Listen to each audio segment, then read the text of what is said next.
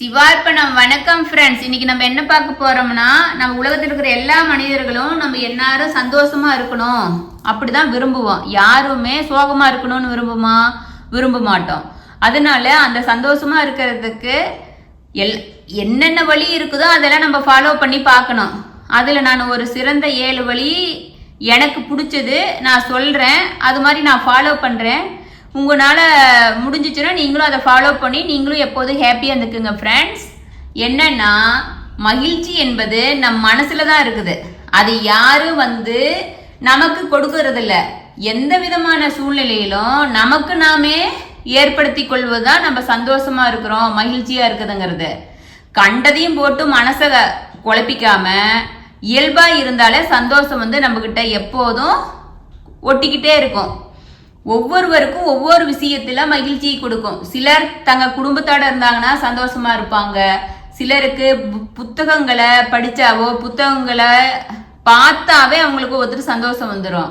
சிலருக்கு பை நிறைய சாக்லேட் இருந்துச்சுன்னா கண்கள் விரிய சந்தோஷப்படுவாங்க.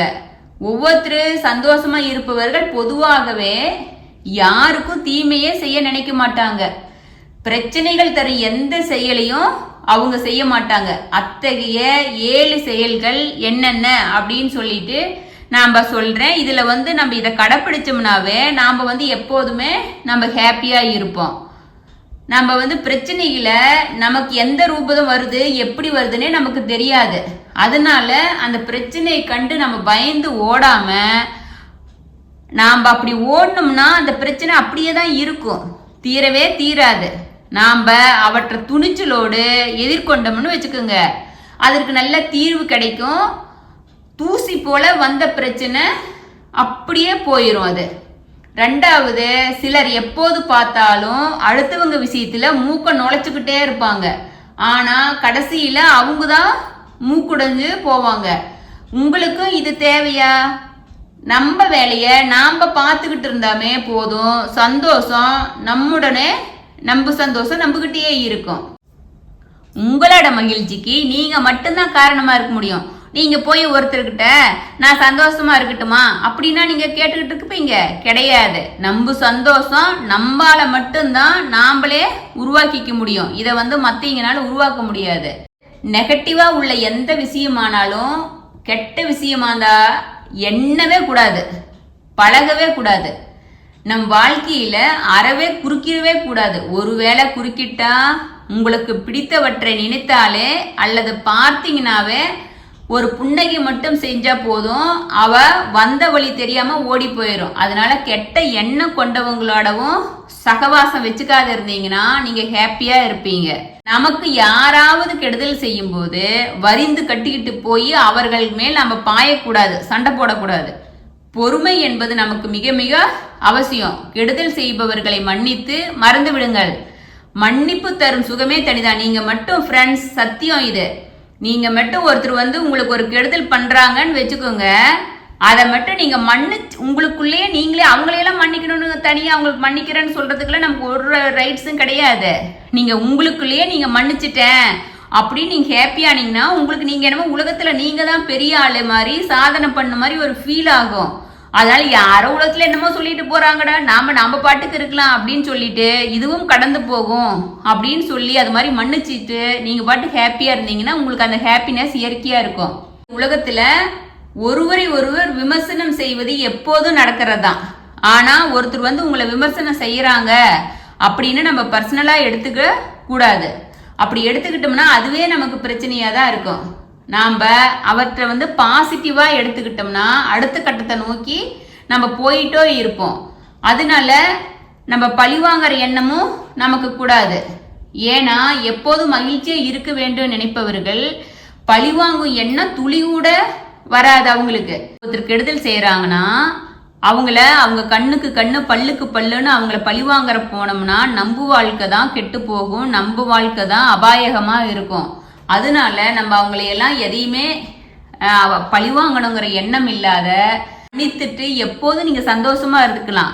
நீங்க மன்னிக்கிறேன்னு நினைச்ச அந்த ஃபீலே நீ எல்லாம் யாரு சிவார்ப்பணம் அப்படின்னு நீங்க நினைச்சுக்குங்க. நான் சிவார்ப்பணம்னு சொல்ற மாதிரி உங்களுக்கு என்ன பிடிக்குதோ அது மாதிரி நினைச்சிட்டு நீங்க உங்களோட வழியில போனீங்கன்னா நீங்க தான் உலகத்திலேயே சிறந்த மனிதர்கள் அப்படின்னு உங்களுக்கு தோணும்.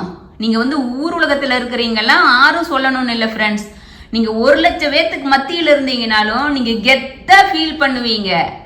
அது போல நீங்க ஒவ்வொருத்தரும் அவர் ஹாப்பியா இருங்க. நான் வந்து என்னோட ஹாப்பினஸ் வந்து நான் இதெல்லாம் எனக்கு அது நான் எப்படி நான் எதையும் படிச்செல்லாம் கற்றுக்கல ஃப்ரெண்ட்ஸ். ஆட்டோமேட்டிக்காக இயற்கையாக நமக்கு வந்து நீங்கள் நல்ல விஷயத்தை மட்டும் கேளுங்க, உங்களுக்கு எப்போதும் நீங்கள் ஹாப்பியாக இருப்பீங்க.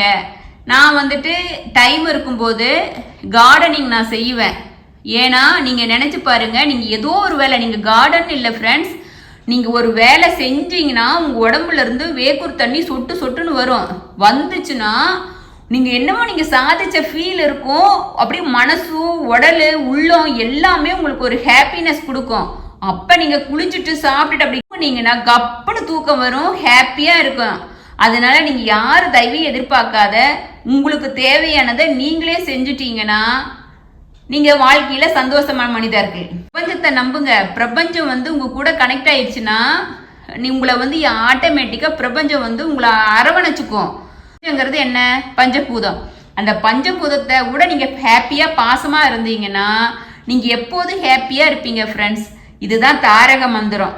நான் சிவார்ப்பணம் 6161 சேனல் சொல்ற ஹாப்பியான மூமெண்ட்டு. நீங்க உங்களுக்கு பிடிச்சதை செய்யுங்க, மனநிறைவா இருங்க, யாரை பத்தியும் கவலைப்படாதீங்க. இதுதான் நீங்க செஞ்சீங்கன்னா உங்க வாழ்க்கையில நீங்க எப்போதும் ஹாப்பியா இருப்பீங்க. பிரபஞ்சத்தை நம்புங்க. Okay, thank you friends. சிவார்ப்பணம். நான் கார்டனில் நான் செடி வெட்டினதை போட்டிருக்கேன், பாருங்க எப்படி இருக்குன்னு சொல்லிட்டு. அது போல் நீங்களும் உங்களுக்கு பிடிச்ச வேலையை ஃபாலோ பண்ணுங்க. Thank you friends. ஃப்ரெண்ட்ஸ், வேலை செய்யணும், ஜிம்முக்கு தான் போய் செய்யணும்னு இல்லை. பாருங்கள், வேக்கூர் தண்ணி இப்படி ஒழுகணும் போதும். நம்ம வீட்டு வேலையை நம்ம செஞ்சோம்னாவே போதும். அதனால் நான் ஹாப்பியாக காலையில் நேரம் இல்லாட்டி ஈவினிங் இந்த டைம் பண்ணிடுவேன். ஓகே, நீங்களும் முடிஞ்சால் உங்கள் வீட்டு கார்டனிங்கை உங்கள் விருப்பப்படி சந்தோஷமாக பண்ணிங்கன்னா ஹாப்பியாக இருக்கும். நம்ம எல்லாமும் நாமளே செய்யணும்னு கிடையாது. கார்டன்காரங்க வந்து செஞ்சுட்டு போன பிறகு ஒரு டைம் அவங்க செஞ்சாங்கன்னா ஒரு டைம் மட்டும் நம்ம இப்படி வெட்டி விட்டோம்னா அப்புறம் நல்லாயிருக்கும், ஹாப்பியாக இருக்கும். Okay, thank you friends. ஃப்ரெண்ட்ஸ் பாருங்கள், நான் எவ்வளோ அழகாக வெட்டிட்டேன், பர்ஃபெக்டாக வெட்டி இருக்கிறேன் பாருங்கள். இப்படி வெட்டிட்டு பார்க்கறது எவ்வளோ ஹாப்பியாக இருக்குது பாருங்கள்.